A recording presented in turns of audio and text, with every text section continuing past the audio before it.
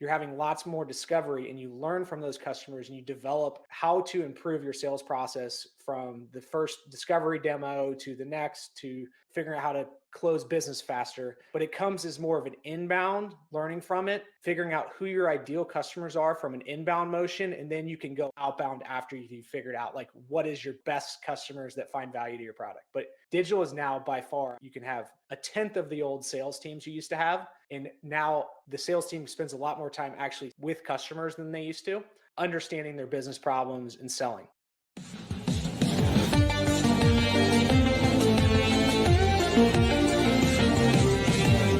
Welcome to Events Demystified podcast, where we explore and demystify the world of in-person, virtual, hybrid event AV production and technology by sharing insightful tips, tricks and tactics to make your events a success. This podcast is brought to you by Tree Fan Events, a woman-owned boutique event production agency. And your host is Anka Trifan, a technical event planner and producer with almost 2 decades of hands-on technical experience in event production.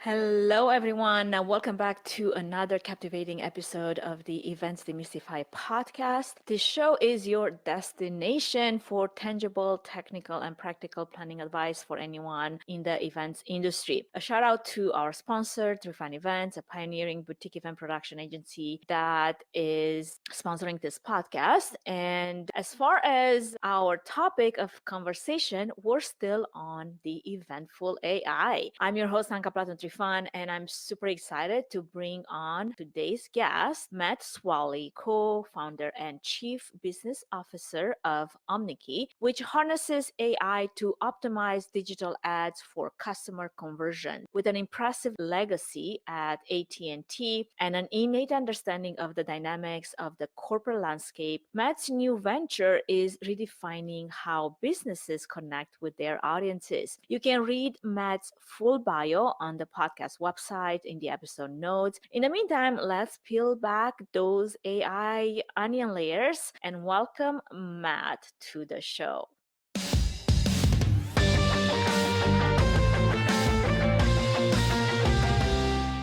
Welcome to the show, Matt. I am super excited to have you join me today. How are you doing? Hi, Anka. Thank you so much for having me. I'm doing really, really well. Well, I'm so excited to have you join me today. And every time I interview a new guest, especially someone that I haven't necessarily met before, I'm super curious to hear what their origin story is. So would you give our audience a short snapshot of your story of how you transitioned from the corporate corridors of AT&T to the dynamic world of startups at OmniKey? Startup was the best decision I ever made, by the way, Anka. It's been such a blast going from, I was working at AT&T for 13 years. I did a lot of different roles. The value of working in a large company, I'll say, is you can do a lot of different things. And there's great operational structure there, and people learn how to execute very, very well on different goals. And so I spent 13 years at AT&T, starting out leading sales teams and being a seller at the beginning, making thousands and thousands of cold calls in the old days when digital wasn't the baseline. It was picking up the phone, calling people. Email was, a fast emerging channel of getting hold of people, but then you were meeting face to face, and sales has changed so much. I think we'll talk about that a little bit later. And I went on to leading teams on all across Southern California, and then finishing up my last 5 years at AT&T's headquarters. I made this big goal. I was like, I want to get to headquarters, figure out how big decisions are made, learn from executives. And I was a chief of staff for 2 years for the person that ran all of global business for AT&T. And then my last 2 years, I got into corporate strategy. So the other thing I learned, one of my goals at AT&T was all decisions are made with a financial perspective, and I better learn how to go understand what the numbers tell you and the data tells you and tell that story. And I did that for 2 years at AT&T. And during that time, I was looking at what are these really exciting next waves of growth? And AI was one of those. Like, what could you potentially be like that next $1 trillion industry that's going to take off? I met Hikari Senju, who was the CEO and founder of OmniKey. He had started it in 2018, and I joined in like 2021. So he was running all of sales engineering. I was the third hire at OmniKey and took over everything everything revenue related, sales, business development, a lot of different things. You wear a lot of different hats at startups, and we were ahead of the game on generative AI. So it got really hot about a year ago where like all the C-suite were like, oh, wow, you can actually do something with it. But we had like the early GPT product, like GPT-2 in our product in 2020. So we were ahead of the curve, building, getting ready for the technology to get good enough and then catch that wave. I love it. A couple of things from everything that you just said in your introduction is, first off, I feel like, working in a corporate enterprise like AT&T, there's this lower liability when it comes to making mistakes. Like you could bounce off from that easier versus like being in a startup and making mistakes, right? When you're in a startup, you can afford to make those mistakes as much, which means the opportunity for learning is great, right? And the second one that I feel like is worth just picking up on is, when you make so many calls, I feel like you're really, building a lot of resilience and like a thick skin, right? Do you feel like those were valuable lessons for you to learn as you embrace this new entrepreneurship hat, like wearing this new hat? And what was maybe the biggest one from that? Oh my gosh. Yeah. So that defining moment, I worked for a small business before AT&T for like 18 months where I was cold calling as well. And I learned this Sandler sales training. It was all about this thing called abundance mentality. Like if you think there's no sales available out there, that's what the reality is going to be.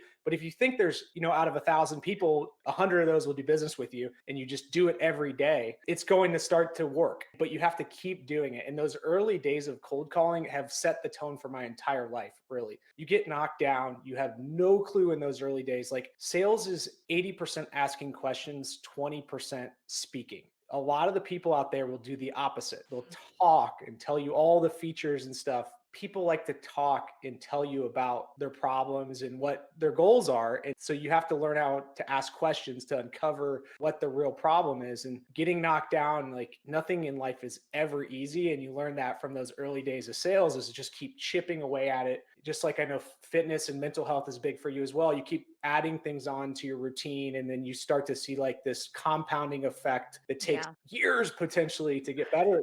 Right. Because you're like, it got easier. Well, I feel like it's a tough skill set and nobody likes sales. Like we all are in sales, but when it comes to that, like, rugged mentality of cold calling, nobody likes that. And I feel like that's definitely fundamental to, sounds like, your growth, and your journey is very inspiring and a testament to the fact that a solid foundation can definitely propel you to any height. So speaking of that, I would love to delve deeper now into your current role as tech continues in this rapid evolution that we've just seen explode, especially in the last year. And you're right, like generative AI hasn't necessarily, it's not new. It's been around. It's just, we just recently grasp its existence, especially when it comes to mainstream. How do you see sales metaphorasing because of it? Yeah, so there's a number of exciting areas of AI. And so the founder, Hikari, when he thought of this idea, he knew data was going to be the key to generative AI. So like large language models can analyze huge data sets, pull out insights from it. So that's how we got into advertising in the first place, generating ads with AI based on data. Because anywhere you advertise, there's lots of data available when people click or buy something. You can run something called, one of the earlier stage things of AI, computer vision, can analyze the different elements of what's in a ad or image or copywriting. And then if you have the performance data, you can figure out what's resonating with audiences and use those attributes in future creative. So that was kind of like the basis of the early days of OmniKey, is pull in wherever we can get access to a lot of data, use that as a key to generating better performing advertisements. How I see sales changing, Anka, and this is one of my favorite questions, coming from a direct sales organization at AT&T where we were doing everything cold calling, email. Digital is now the base to sales. So the way OmniKey does it, we use our own product, is you can drive customers in using digital ads, organic marketing, all these different things. You can test your value prop of your company's messaging. And then as customers come to you, you can have a much leaner sales force than the old days. You can take more meetings, but you are holding lots of Zoom calls. They could be face-to-face. You're having lots more discovery, and you learn from those customers and you develop how to improve your sales process from the first discovery demo to the next to figuring out how to close business faster, but it comes as more of an inbound learning from it, figuring out who your ideal customers are from an inbound motion. And then you can go outbound after you've figured out like what is your best customers that find value to your product. But digital is now by far, you can have a tenth of the old sales teams you used to have. And now the sales team spends a lot more time actually with customers than they used to, understanding their business problems and selling.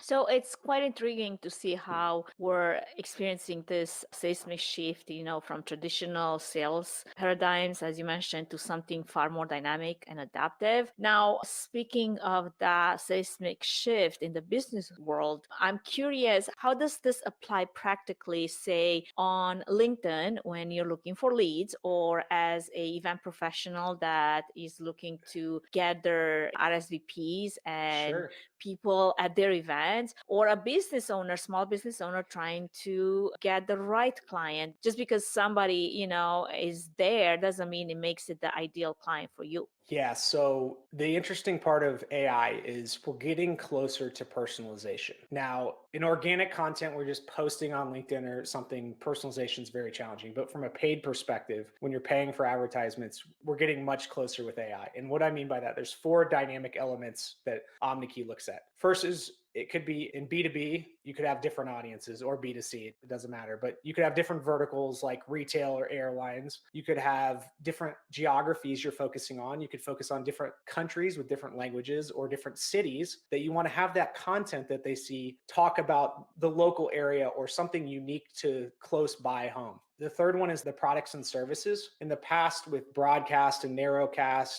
people focused on most are advertising either on brand or a product or two. You could have thousands of different products. Now, technology and AI allows you to plug in many different products, like potentially hundreds of different products, and then go advertise for each one of those uniquely. And the fourth one is platforms. Is your customers' attention spans are getting shorter and shorter. They're going to all these different places. They're going from website to mobile app to TikTok to Reddit to all these different places. Now you have to follow your customers to all these different places and move them along the sales funnel with different types of content depending on the platform. And that's where personalization is going. You dynamically can change all those different elements. It turns into potentially hundreds of different options of creative that becomes more personalized for the end user. So give me like a practical example with some of those verticals that you just mentioned for anyone that is still trying to wrap their mind around it, because maybe visually they can't Sure. necessarily visualize how that works per se. Yeah. So one I really like discussing is automobile industry. So imagine if you're an automobile group, you could have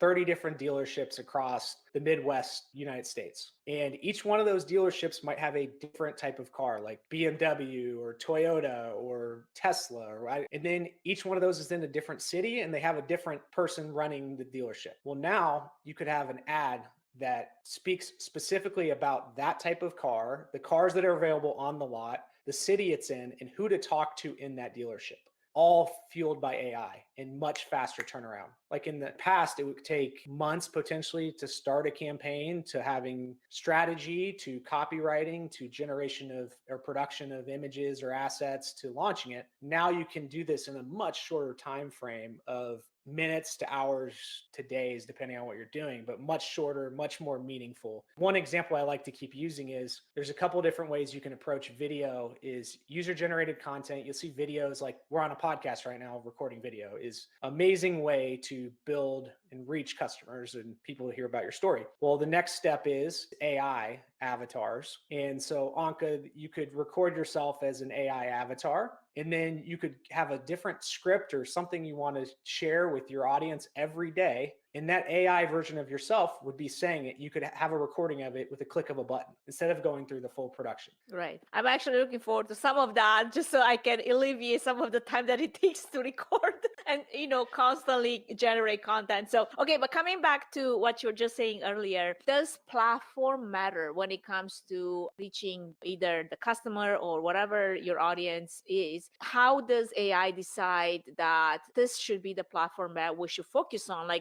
when it comes to advertising, it matters where you're posting those. Like sometimes I would, run some Google ads and I see a different conversion rate if that's like done on LinkedIn versus on Facebook, or if it's on Instagram versus, I don't know, Threads or something like that, right? So does the platform matter still? The platform definitely matters. They all require different types of creative, and there's two different ways. One of the biggest evolutions in advertising that is why creative is now the most important lever for distribution is targeting is becoming more restrictive. Like they will not give you access to personal information. They can't do it. There's GDPR, there's California Data Protection Act, there's all these different regulations. So now the platforms have built these algorithms that know the end users. Like they know what Anka, they know what you've looked at or clicked or liked, and they're going to serve you a bunch of ads that are similar businesses. You know, like when you think people are reading your mind, all of a sudden you're seeing a bunch of ads that are similar to something you've looked at recently. That's why you have to have lots of creative, because the platforms recognize what's in your creative, what the product is, what the words are, and it's going to distribute it to who they believe it's the best fit for. So the better the creative that aligns with people within your target audience, the better the results. It's like Very kind of interesting. the flip of the old days where you could target more and more with like attributes of your audience. And it's just really getting to the point where you have to have approved email addresses or something, mobile IDs or something to do direct targeting. And now, like a lot of times, these other types of algorithms perform way better where you're just feeding the platform fuel with creative. Now, I want to go back to one of the buzzwords that it's become so popular these days, and that is generative AI that you mentioned earlier, which is not just like another tech jargon, but really a concept that promises to redraw the boundaries of what's possible, especially in business. So as we stand at this exciting crossword of tech and sales, I'm curious, how do you see AI, especially Gen AI, reshaping the business landscape from your perspective? And when we look at all these business strategies, how is that enabling businesses to clock higher sales? Yeah, it's impacting every single area of the business. And it's crazy the amount of knowledge shift we've seen in the past year.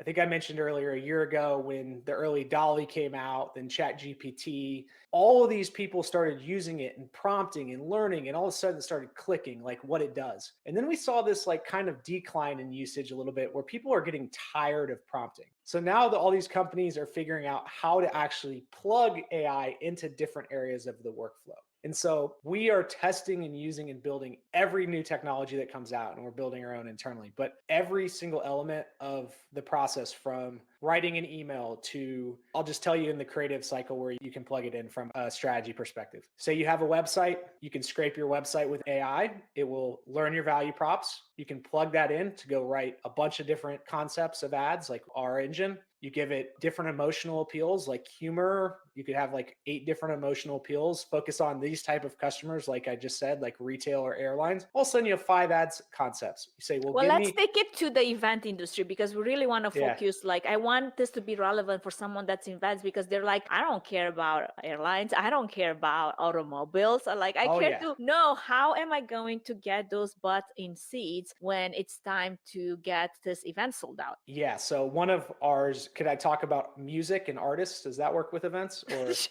I mean, it's a good parallel. I think it's way more relevant than, say, airlines per se. Not that we don't book travel, it's just that Yeah. probably not necessarily the most pressing problem. Yeah. So one is if you're holding an event and you have 25 different speakers, in the past you would do like one piece of content. Now you could test 20, or let's just say 150 pieces of content, all with a different speaker on it, the image of the speaker, a different value prop of what they're going to speak about, and then launch that all out and hit the people that are interested in that topic. And see which one is more relevant with the audience. Yes. And why I Interesting. use music, for example, is like you could have 25 different music artists at a concert event or something, and all of a sudden you can produce 25 different versions of the content with the click of a button with each one of the artists on it and what they're singing or whatever. That's like a use case that we see in the music industry. And then like all the text within the above and below the ad can be even more personalized and have 5 different versions. You learn what works the best across for sales for the event or whatever. And then you iterate off of, we like to say 70%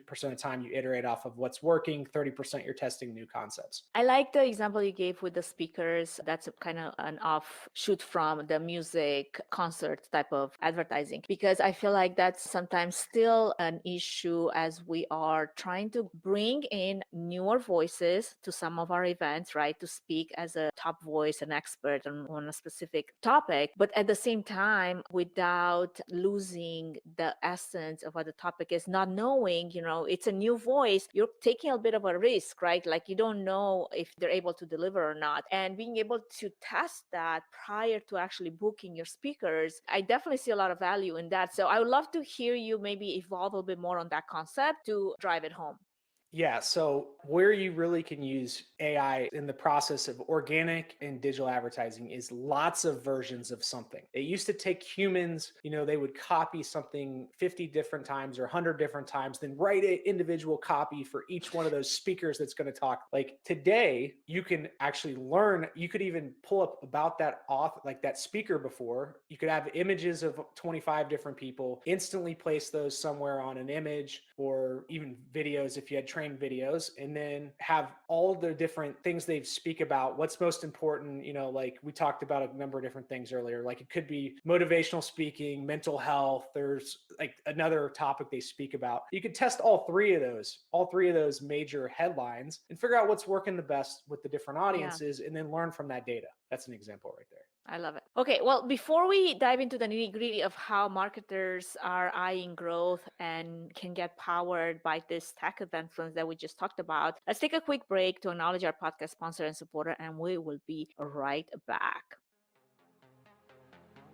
Before we move any further, I wanted to give a quick shout out to our main sponsor, Trifan Events, which is a boutique event planning and production agency that will come alongside you, offering personalized event planning and technical support, strategic event design, production and technology management, and flawless execution for live, virtual, and hybrid events. The team at Trifan Events is passionate about planning and producing event experiences that get people involved with true moments of interaction, engagement, and co-creation, while offering white glove treatment throughout the entire planning process, enabling you to reach your event goals with the use of creativity, production tools, and event technology. To find out how Trifan Events can plan and produce your event become memorable, go to trifanevents.com.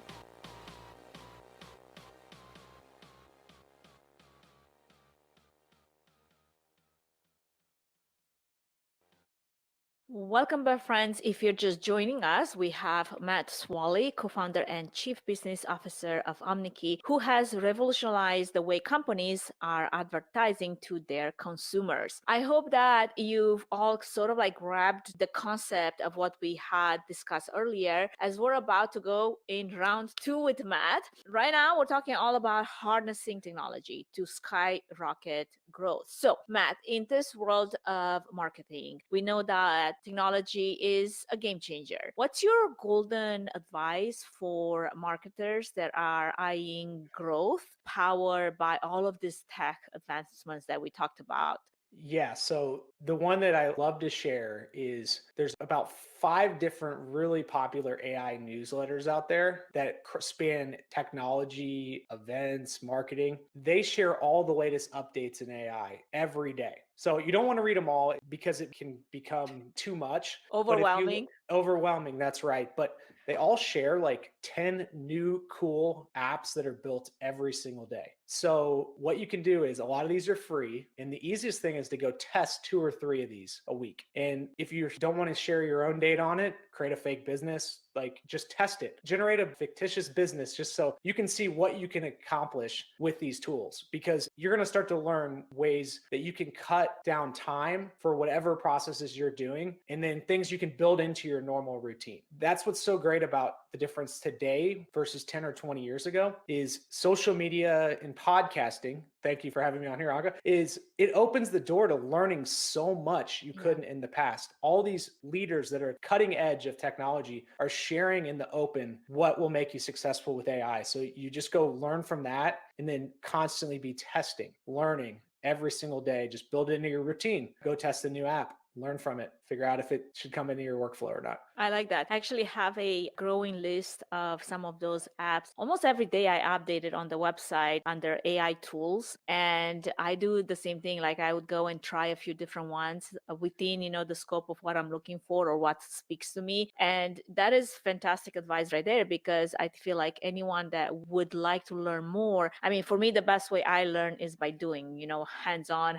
I got to try for myself. And you can talk about it, but until you see how that can be applied tactically to your own problem, to your own whatever business, or even this fictitious business that you mentioned, it's hard to grasp all of its possibilities because the landscape is so vast, and it's becoming so evident that the ones that are equipped with the right technological tools and strategies will not just survive, but they will thrive. So while it does feel like sometimes overwhelming to just go through all of those tools because there's so many, and you're right, like there's always something new coming out, and just to stay on top of it feels like a full-time job. There's also this mindset that you have to have the growth mindset, as you mentioned. If you're willing to try, if you're willing to grow by learning all of those things that are available to you, I feel like there's so much opportunity for a lot of organizations to take advantage of. Now, I want to come back a little bit to this AT&T background that you had and then moving into a startup, because I feel like there's definitely a lot of contrast, but also parallels and invaluable lessons that can be learned from there. So as we move into this space again, having had a foot in both of those worlds, could you share maybe synthesis of experiences that you've gathered and how that fusion has been helping you influence some of OmniKey's trajectory? In other words, what are some of the lessons that you've learned that you are able to deploy to turbocharge the growth that you would like to see at OmniKey?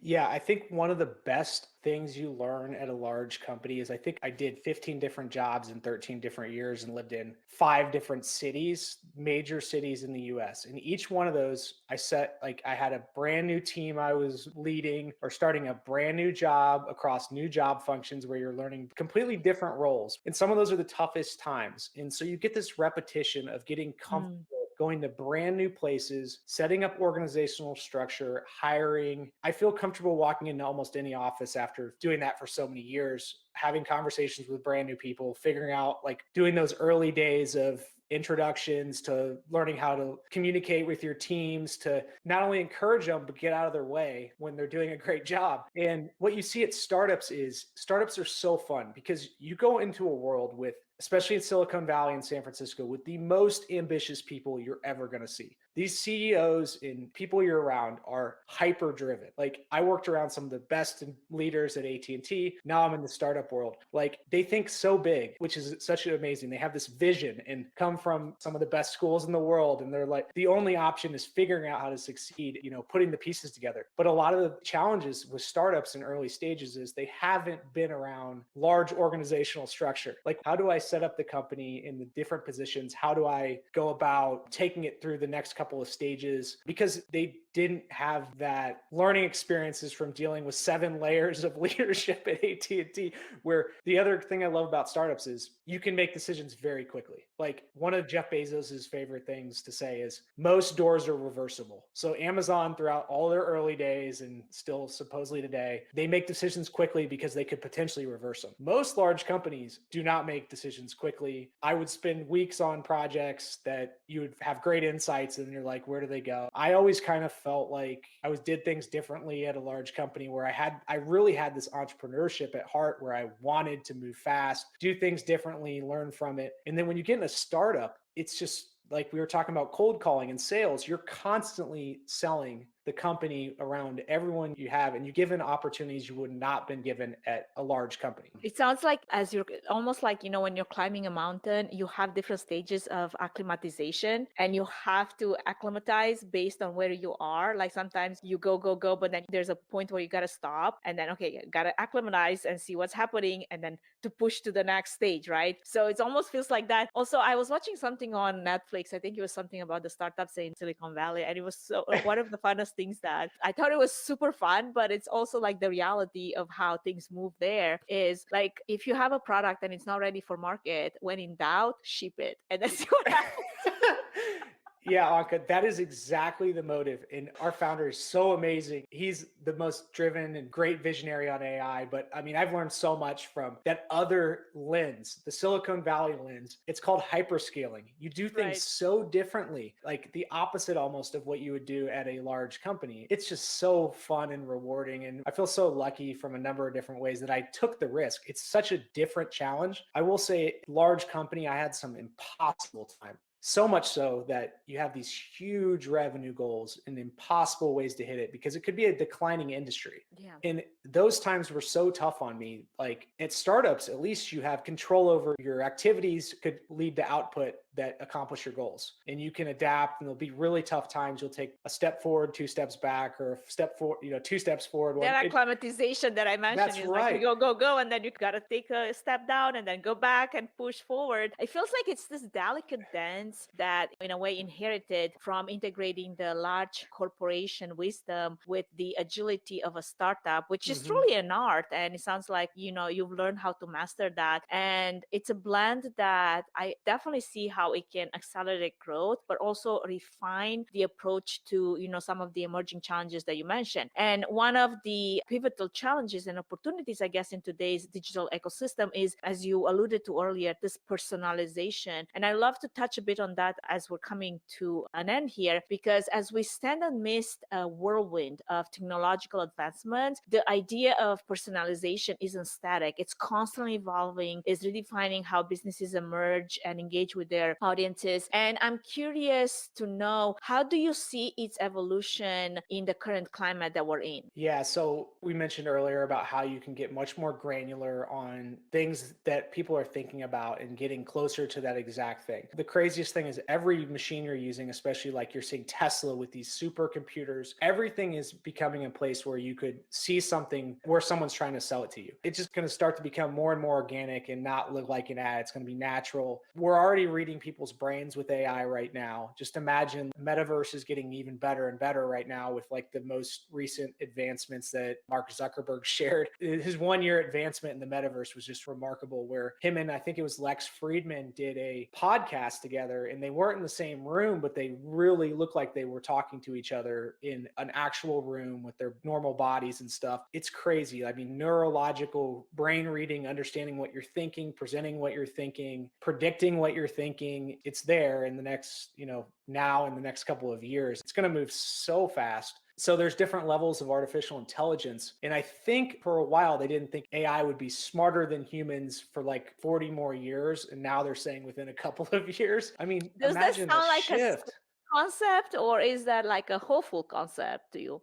I'm excited about it. It's just so crazy to think. I think about this every single day. Like, I wasn't in AI before I was in technology, but seeing these advancements, I start to look at all these sci-fi movies, and I'm like Ex Machina and all these other ones. And I'm like, oh my gosh, they're not that far away. And it just starts to click in how far the world can go with this technology over the next 10 years. I'm hopeful. I have some concerns on certain things, but I'm so excited about how it can empower us and hopefully for the better good, make us more efficient. I do think one thing is challenging still is we're so connected to technology right now. I feel bad for the younger generations. I have two little kids. They're not connected yet, but they're too young. But like, our attention spans are so short now, and I find myself like checking my phone and all the technology so much. It's so hard to overcome. I don't like Right. that aspect of it.